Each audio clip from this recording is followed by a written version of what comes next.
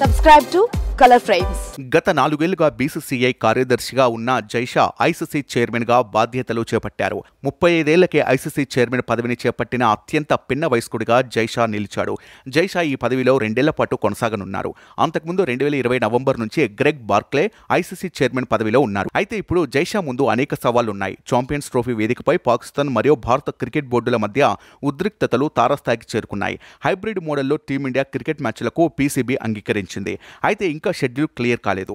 ఇలాంటి క్లిష్ట పరిస్థితుల్లో జైషా అత్యున్నత పదవిని చేపట్టాడు. అంతేకాదు 2028 లాస్ ఏంజల్స్లో జరగనున్న ఒలింపిక్ గేమ్స్లో క్రికెట్ను చేర్చడంపై కార్యాచరణ రూపొందించాల్సి ఉంటుంది. మరియు మహిళల క్రికెట్ అభివృద్ధికి ప్రాధాన్యత ఇవ్వడం వంటి అంశాలు కీలకంగా మారాయి. మరో ముఖ్యమైన సమస్య ఏంటంటే ప్రపంచవ్యాప్తంగా టీ20 క్రికెట్కు ఆదరణ పెరుగుతుండటంతో వన్డే టెస్ట్ ఫార్మాట్లకు ఆదరణ తగ్గిపోతోంది. టెస్ట్ క్రికెట్ చూసేందుకు అభిమానులు లేక స్టేడియంలో వెలవెలబోతున్నాయి.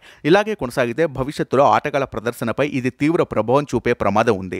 ఇప్పుడు జైషా పరిష్కరించాల్సిన సమస్యల్లో ఇది ఒకటి.